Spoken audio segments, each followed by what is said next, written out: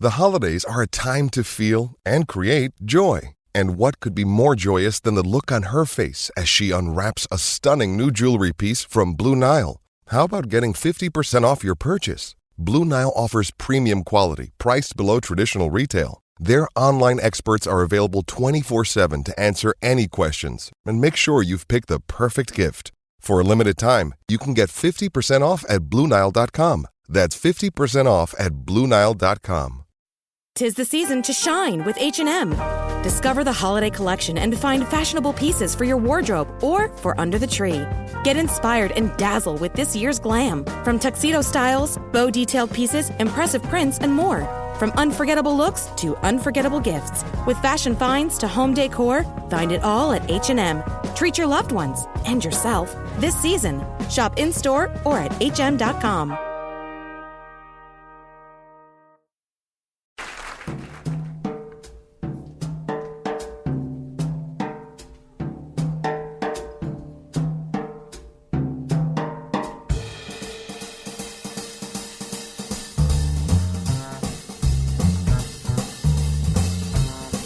Welcome to the first edition of the KC WOSO show. Is that what we're calling it, Cindy? I think that's good for our first show, Yeah. for as we go on. Obviously the team does not have a name or a brand that we can be like, oh, this is it. But I think this is good. I think this is good for The WOSO 2021. show. Yeah. All right. For those who do not already know us, this is Thad Bell from the Blue Testament, and I am talking with Cindy Lara. Is that the right way to say it? Lara. Lara. I Yeah. apologize. It's okay. Also from the Blue Testament, formerly from RSL Soapbox. Yeah. And she's been following and covering the team since they were in Kansas City shortly before they left, right? Last couple of years. And then while they were in Utah, where I kind of slacked off following them while they were in Utah, I will admit. A little bit of angst there, but we'll leave that behind. Yeah. And that can happen. I mean, your team moves out of market, kind of leaves a little bit of a wound. It's No all doubt. right. No hard doubt. feelings. Yeah. But we got to see them win a couple of championships here, and now they want to come back and win a couple more. So yeah, let's hope they do. All right, so we haven't really, since this is our first one, we just kind of cover some quick news. Players that have been called up to camps so far: Desiree Scott, Diane Matheson to Canada, Victoria Pickett, draft pick, just got added to camp, and we'll see if she sticks for the She Believes Cup. Let's see, Rachel Corsi to Scotland for a couple of friendlies, or I can't remember if those are friendlies or if they're actually real games. I think they're part of UEFA qualifiers for Euros. Let me Google. I think that's what it was for. I think you're probably right. And then the other player from Kansas City, Marianne Laraquette, and again, I'm going to be terrible with names, so you can always correct me. She was called up for Argentina since they were the replacement team. They replaced Japan in the She Believes Cup. So it'll be one of our chances, hopefully, to see and actually really pay attention to a Kansas City player that we haven't even seen yet. Yeah, I'm excited for that. I can't honestly say that I've seen. Let me try to pronounce her name properly. I'm going to count on you for those things. I'm just telling you. I want to say, because obviously my mom I have a Mexican side of me. Mariana Larroquete, but I could be wrong. But I think that's how you say it. Okay, so please don't hold it against me when I mispronounce names. It's okay. We can work on it. You do, please. Yeah, always try to correct me, but don't hold it against me. I'm bad with names that I grew up with. So, and growing up in the middle of Missouri, I did not have a lot of practice for those kind of names yet. All right. No worries. I got you. and it's not out of lack of respect because I really try. But all right, so anyway, she's called up. We'll hopefully get to see her in the She Believes Cup against the U.S., against Canada, and who's the other one?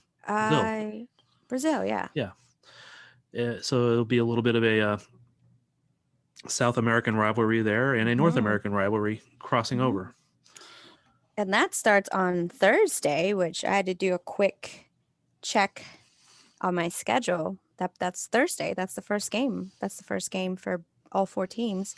Yep. And then Sunday, another round of games. And then next Wednesday, which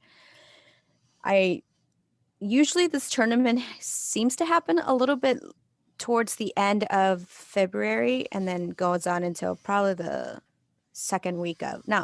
first weekish of March. So caught me a little bit off guard because I'm like, oh, it's here.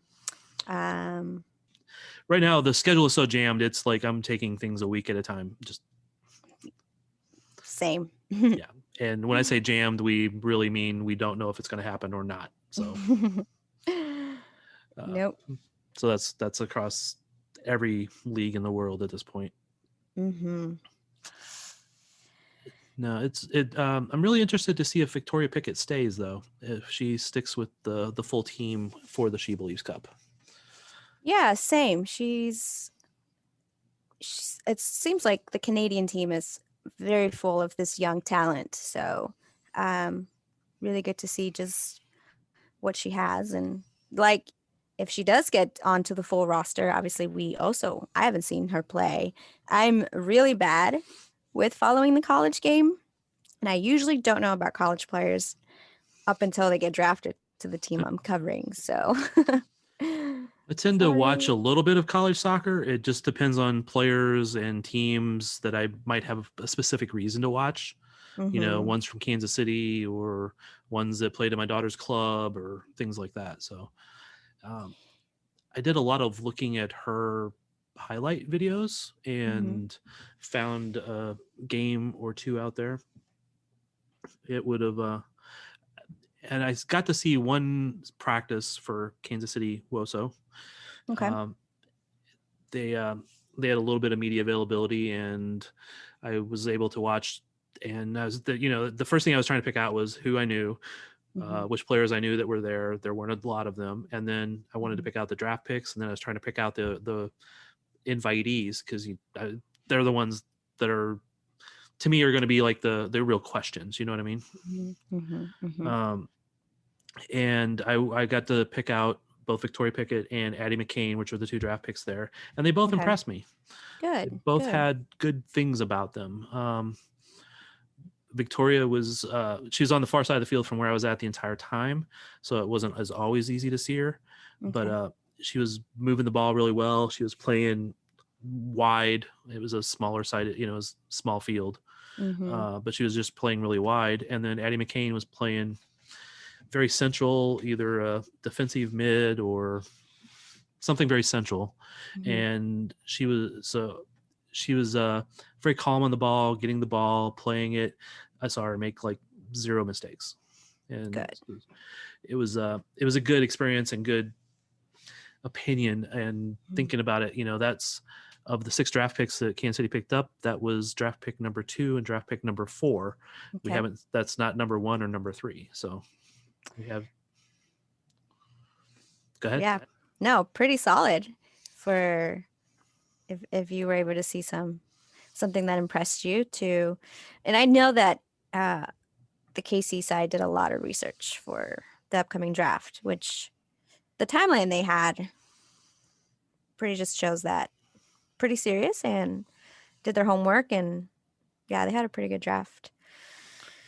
Yeah, it's interesting because I think a lot of the national media didn't necessarily think they did, but maybe I'm influenced by having talked to Hugh and then some of their coaches since then. Because actually one of their coaches told me 2 weeks ago that, Pickett will be called up to the national team. That he's like, she'll be good enough to go up to the national team. It didn't dawn on me that he meant like the next 2 weeks. Okay. I thought like, oh yeah, it'll be like next year or something like that.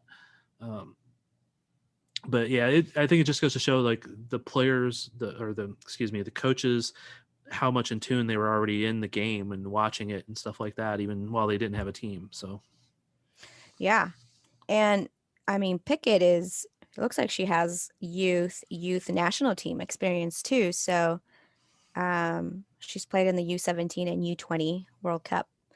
So she has some international experience even at the youth level. So I'm excited to see if she does make the team for the game. yeah, and even if she does, there's a very little chance she'll have much playing time, but It's true. it's It's just true. the way it is. It's true. But I think Canada seems to be a lot of very old players and a lot of very young players right now. I could be wrong, so I don't follow them as closely as I do the U.S., but it does seem like they have a lot of in the mid 30s players, and then a lot of players are in their 20s, early 20s. Is that? Yeah, I think they've gone a little bit leaning more towards the youth the past couple of years or so. We obviously know Christine Sinclair, Yeah, Desiree Scott, Diana Matheson, Stephanie LeBay, but they've made a shift definitely more towards the youth side. I feel like the US does rely a little bit more on its veteran players. And I think Canada's making that shift of they're like, okay, we got to get the younger players more experience. So this will be a test for them for sure. I do think the U.S. you'll see a few of the veterans leave the program over the next year, just because Vaco will bring in more youth, and he's the U.S. women are very political in the fact that you can't just like move one out. Nope. You'll be killed on social media. Your fans will kill you. It's very, very political in that regard, and very almost tribal about how fans are about players. Like for sure. It's amazing. So I think you have to kind of gently do it. No matter, even if you wanted to like clean house, you would have to move one out now, one out 6 months later, one out 6 months after that. I think you'll see Vlaco do that with a couple of the older players that are not showing up and not performing as well, and or maybe not even as good a teammate. I don't know. We'll see. I'm not going to name any names. Nah. That would just get me in trouble. Yeah, it's our first show. We need to make friends. Controversy. Some people would go for all controversy. I just go for just speaking the truth, or what I think is the truth. Going back to KC WOSO, they had a press conference earlier this week, and late last week. One of the things that Hugh mentioned was he was asked about the attitude and the mood and some other stuff with the team. And one of the things he talked about was that he had told the players coming from Utah that they had underachieved when they were in Utah. And he says it was a compliment because they're a better team. They were a better team than finishing 6 out of 9.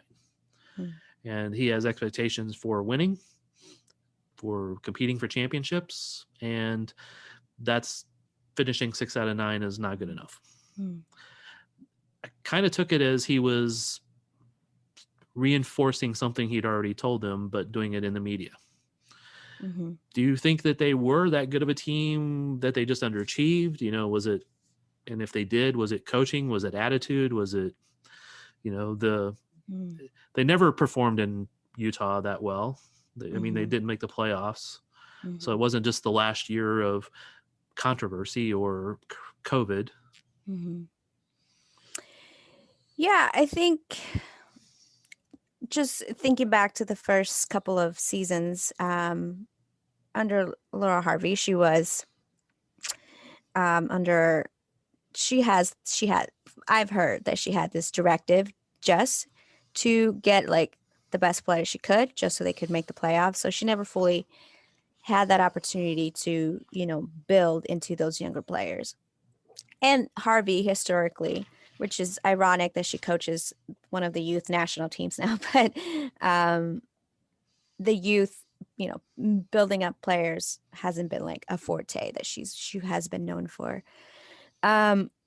So yeah, they definitely underperformed because they were incredibly talented. They had Becky Sauerbrunn, they had Kristen Press for a good year and a half. And I mean, I still think back to the late 2019 season where they were in that top 4, and then all of a sudden they just underperformed the last so games, and then they got bumped out of the playoffs. So something happened along those routes, and could have been coaching, could have been a variety of factors. But then I think about 2020, and I think a lot of it was due to just what was going on with the organization. I think we saw it more towards the fall with everything that was going on in Utah. And so we both know how soccer can be incredibly mental. Yep. And so, yeah. And then there was a coaching change with Amy Lepelbit, who I was really sad that she wasn't able to come over to the Kansas City side. But,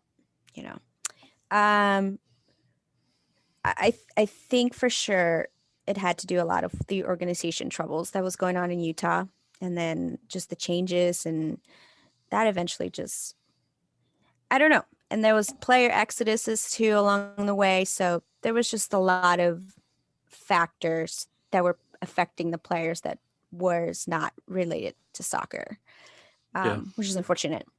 So I wondered that last year because they Press didn't play last year, right? Becky, and O'Hara, right?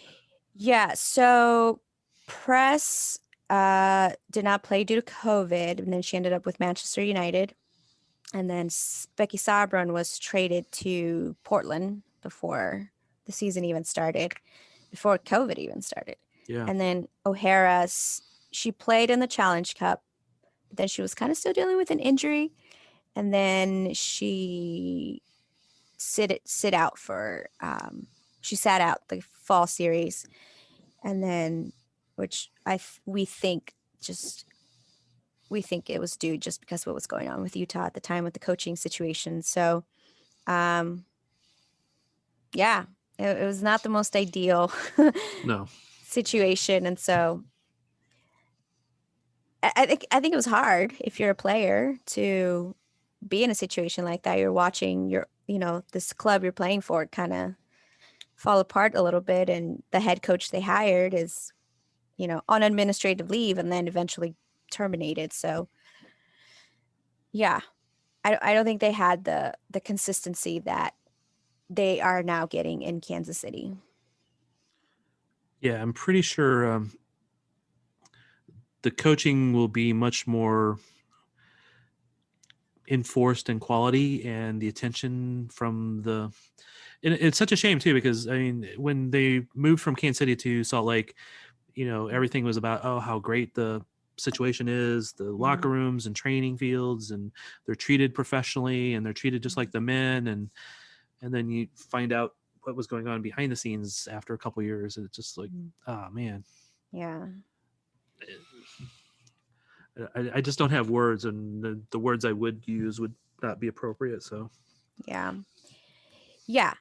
And I think Laura Harvey shielded the players a lot from what was going on behind the scenes. But then when she left, there wasn't really that coach pulling for, or at least it just wasn't the same. And I think Lepelbit probably did try, but I mean, I don't know what happened with Lepelbit, but I know that she was there was this, it was kind of out of nowhere, in like 24, 48 hours, she was like, oh, you're the head coach now. So. Yeah. And I think she's probably just was put in such a bad spot that becoming the head coach and being in that situation and having a team that's not performing and having lost, a top 3 of your top 5 players, we'll just put it that way, over the last few months, and COVID and all that other stuff. I had hoped that she would come here as an assistant under Hugh. I don't know if I don't know. I'm quite confident that he was trying to. In fact, I mean, I know he was wanting her to. I don't know if she just declined, or there was a money issue, or she didn't want to move back to Kansas City, or I don't know any of that. Yeah, but I think she when FC Kansas City folded, she moved to Utah because I think she has connections there, family and such. So I think that's just probably her home now. That I don't know. I would love to see Amy back in the coaching game. I thought she did for the circumstances she was in when the former Utah head coach was put on administrative leave and she had to take over the team. I think given more time, I think that team would have been very different.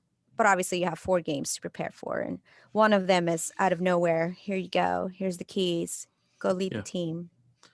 Yeah. And nothing what I'm saying is being critical of her in any way, shape, or form. No. She was put in a bad situation. For sure. I do have a lot of respect for her playing ability. When I've talked to her when she was here, she's very smart. And I think that given time, she would be a very good coach. So hopefully Salt Lake gets another team when they have a new owner and they can start fresh and have perhaps Amy could step into those roles then. So hopefully, yeah, that'd be really cool. Let's see. What else were we supposed to talk about today? We were supposed to talk about what were we supposed to? Okay, we talked about players coming into camp. You made it to one practice session, correct? Yes. What did you notice? I feel like Kansas City has a massive team right now for a preseason roster. They're up to 40? It was huge. I know that I know that players have left, and I know that players have showed up, but they won't tell me who, since they don't have to show us anything. They don't. And I was gonna look up to see. I think they have to reach a specific number. I think next week they have to reach a specific number, and they'll be headed to Florida. Okay. In a few days. I want to say the 19th, maybe. Okay. And I think when they get there, they will probably release another roster. Yeah. So am I just assuming that they probably won't take all 40 to Florida? Okay. No, I don't think all of them are still there. Okay. In fact, I'm not going to say the specific name, but I saw one of them post on social media that it was a great trip down to Kansas City. And like, okay, it was done. Which I think it's really hard for non-roster invitees to make an NWSL team. Yeah. I think there are a few, like Gabby Vincent in Utah. She was a non-roster invitee, I believe. Don't quote me. If I remember reading through some of them, I think you're right, at least if I have the right person. Okay. Well, I mean, and what Cindy Miramontez actually did last year of Kansas City, I believe. Okay. Well, I can't remember if she was drafted and then left and then came back, but she definitely wasn't signed in preseason. Okay. Because it was like a month or two into the season when they finally signed her. Okay. And that was because A-Rod went down in the first game and they were actually under the minimum roster number for quite a long time. I think I do remember that. And I do know that somebody sent several questions to the NWSL asking, aren't they supposed to have a minimum number of healthy active players on the roster? And after a couple of them were read, all of a sudden somebody was signed, and that was Miramontez. Okay. Yep. I may have asked a bunch of questions to the NWSL. That's okay. Yeah. But what did you think about what you saw? Was there anybody that stood out that? It was hard because there's so many players that I don't recognize by face, and they're not wearing numbers or names or anything like that point. They all had the same jerseys on, but they are practice tops, but no names, not even a logo, because they're just too new. Yeah. So, and plus being socially distancing from people and all this other stuff. It was like, I'm like, hey, Jeff, come here. Tell me which one's the draft picks. Okay, cool. And then I'm following them. And, there's a few players that I recognized.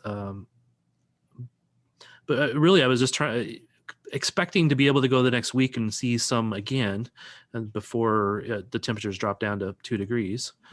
Didn't make it for any more practices because they weren't having any outdoor practices and no media at indoor practices. So yay. Yeah. So really it was the draft picks that I focused on, and players like Lola Labonta. She's exactly what I remembered, very like one moment smiling and laughing and joking, and the next minute flip a switch and very game face, like, okay, now I'm going to dribble through everybody. And, it really felt like, because there was a lot of the non-veterans weren't, the bigger veterans, I guess, A-Rod and Katie Bowen and, well, none of the Canadians were there, that sort of thing. It didn't have that next level of competition there. So it was really, the deeper parts of the roster for the most part. And there was a few defenders there that I just like, I took some photos and I could look them up and go, okay, and match their photo to their player and say, okay, now I remember kind of what they did, but I can't really just quote their names and stuff like that. That's why I go to practices, so I can learn all these people. Yep, I think that's the best place to learn some people. And I believe that was last week that we learned that Amy Rodriguez is back. Yep. Katie Bowen and then Michelle Vasconcelos. They've all fulfilled their protocols for COVID and are in training sessions now. So, yep. Yeah. I briefly spoke with Amy last week also, towards the end of last week. So I'll have something out about that maybe before this. And she was very happy to be back. Yeah. Yeah.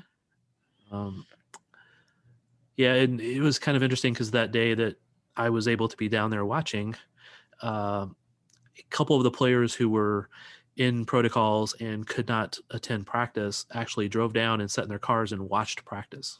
Oh. I won't mention who those players were, but they were ones I would recognize, or at least one of them. So I'll leave it at that, because I don't want to get anybody in trouble if they were not supposed to have done that. But to me, it showed the dedication of they wanted to see how the practice was going. They wanted to see what was going on. They wanted to be involved, even though they couldn't be. So I thought that was a nice positive sign, I guess. Yeah. That's cool. Let's see, the founding members, that's closed for people who joined as a founding member, so they would be early access for season tickets and such forth. Have you signed up for that? I did. Yes, and I believe founding members, those who made their $50 deposit, will have access on Thursday, and then those who did not will have an opportunity to. And this is for season ticket membership deposits for the 2021 season. Right. Friday at 10 a.m. for the general public, and then the day before for those founding members. So that's exciting. That'll give some ownership to those who did, invested in that. Did you do? I'm assuming you did too. Yes, sort of. I asked my wife, actually. I said, do you want to sign up for this? And she's like, yeah, of course. I said, okay, do you want me to do it, or do you want to do it? Just because, because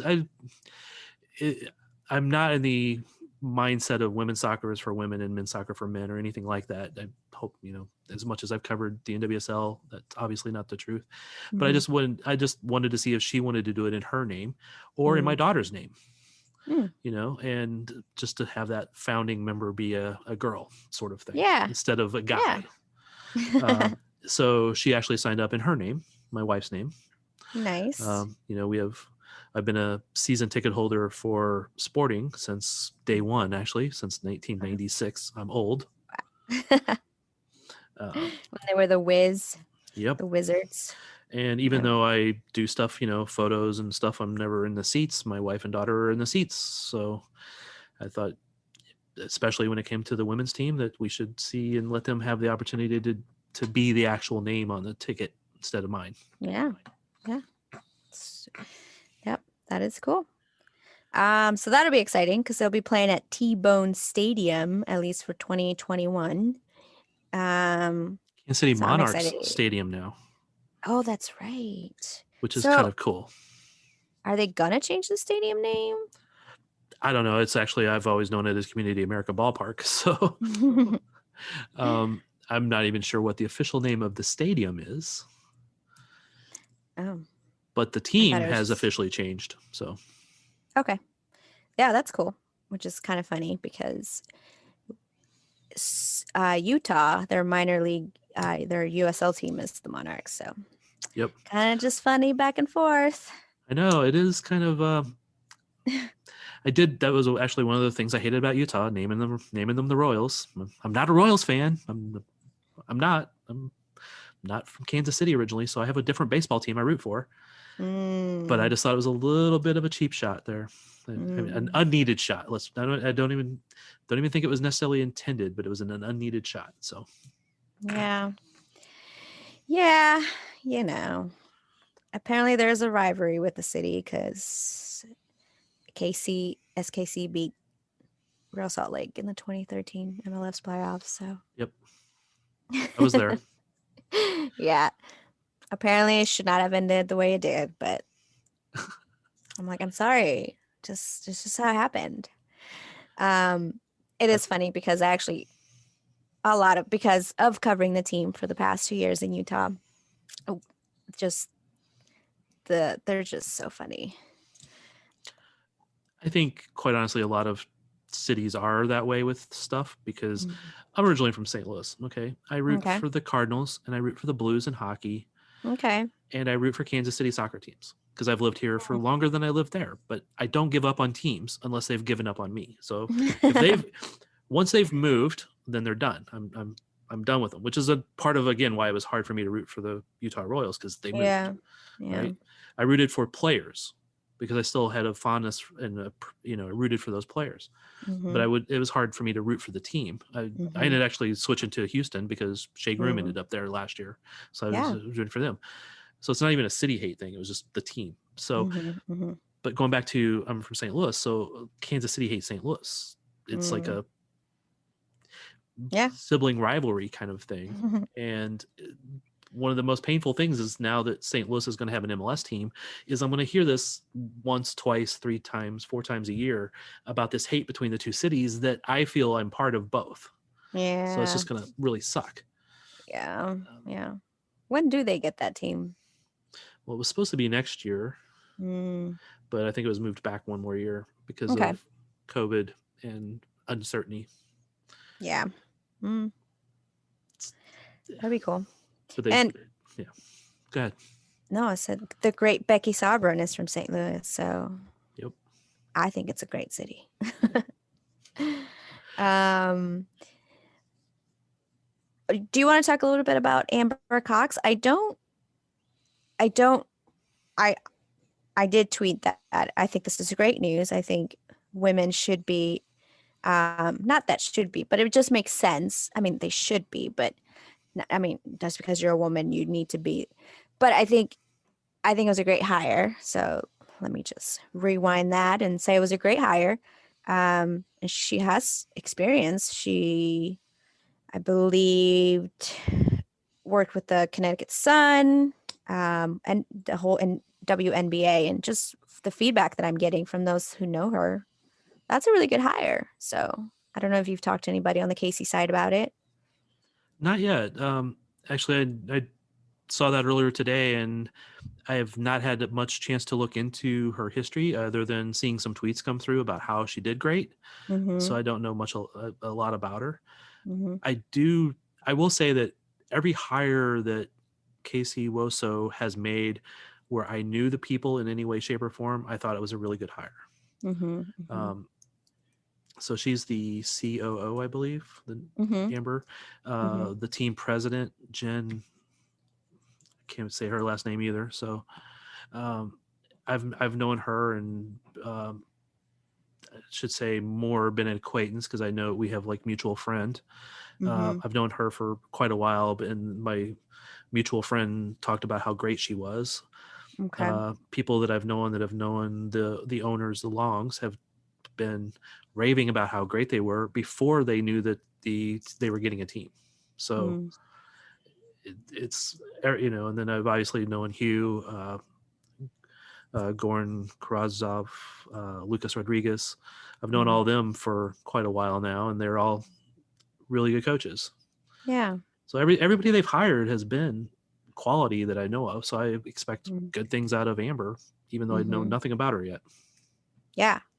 I mean, all the feedback I'm reading on Twitter is she's great and she'll do great. And it's good to have somebody with that much experience and not just somebody they just, you know, picked up off corporate America. Like she has the sports experience. So yeah.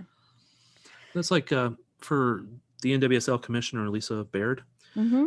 She's not a soccer person. I mean, I've seen people ask her soccer questions and she's clueless, but she's good in the marketing side.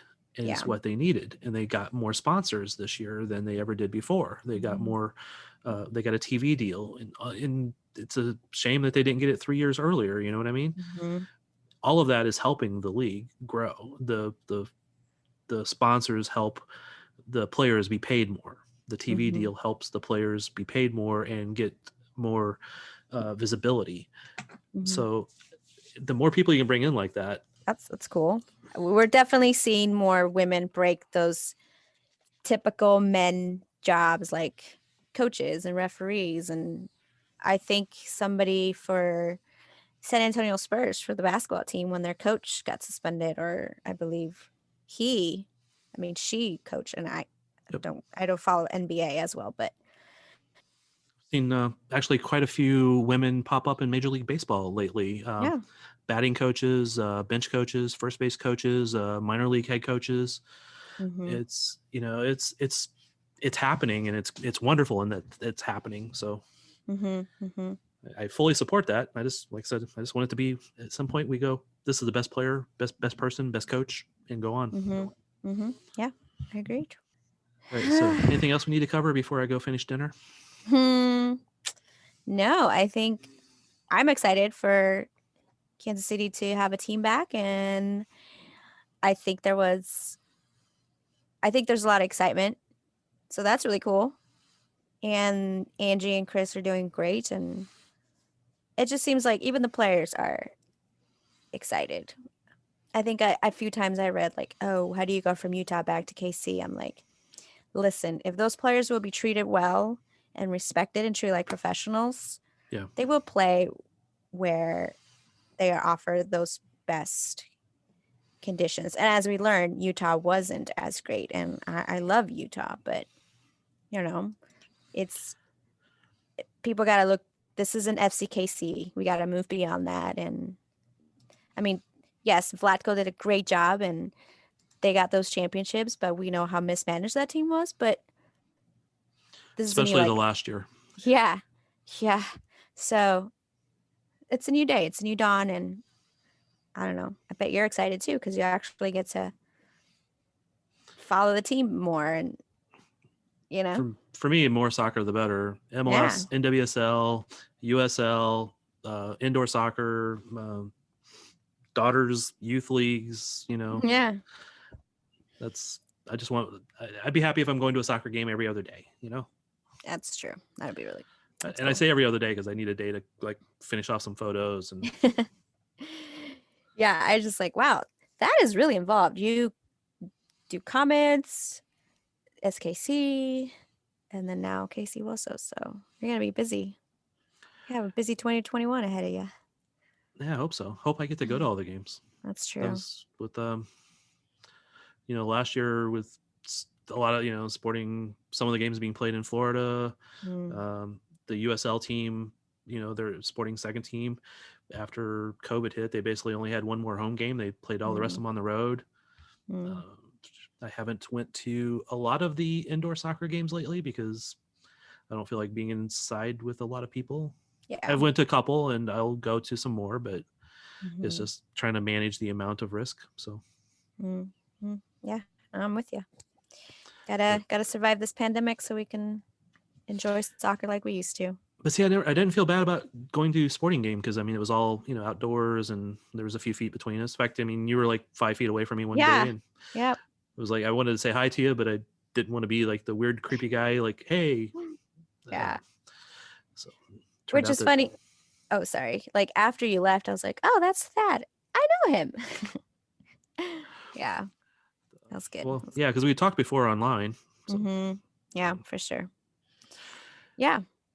but now we can hopefully actually both shoot some NWSL games and MLS games and have twice the amount of available photos.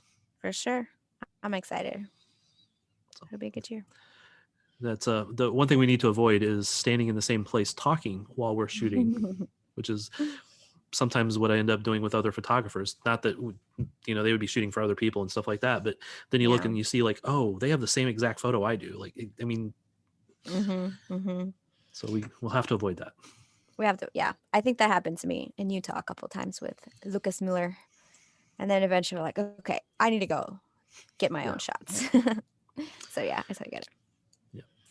All right, so let's just wrap up. So I'll go make some and let you recover from a long day of work and the frigid cold. So yeah, oof. Hopefully 20s and 30s are coming. I'm so excited for that. Yeah, that's pretty sad. It's pretty sad when we're like excited for the 20 degrees coming up, I believe. I think midweek. It's been so bad. I don't know if you had to go outside today, but it was brutal. I did not have to go out today. I went outside yesterday just for a few minutes, and not because I had to, just because I was stupid. Yeah. Stay warm. Just stay warm. All right. So hopefully anybody who's listened to this point, thank you for listening, and we will probably be better at this in the future, but no promises. But we're going to have fun doing it. Yeah, this was good. I thought I had fun. So, and we'll see if we can get some guests on too. What do you think? Yeah, let's do it. All right. Thanks everybody, and thank you, Cindy.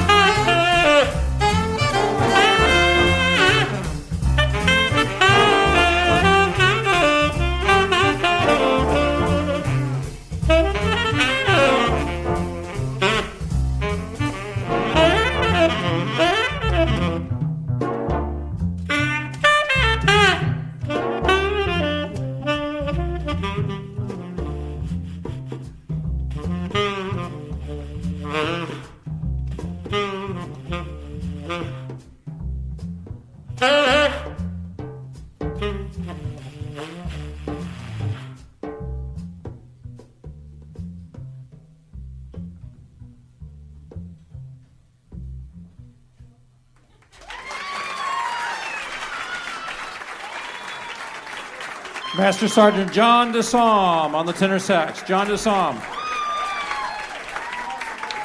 Staff Sergeant Reagan Bruff on the composition.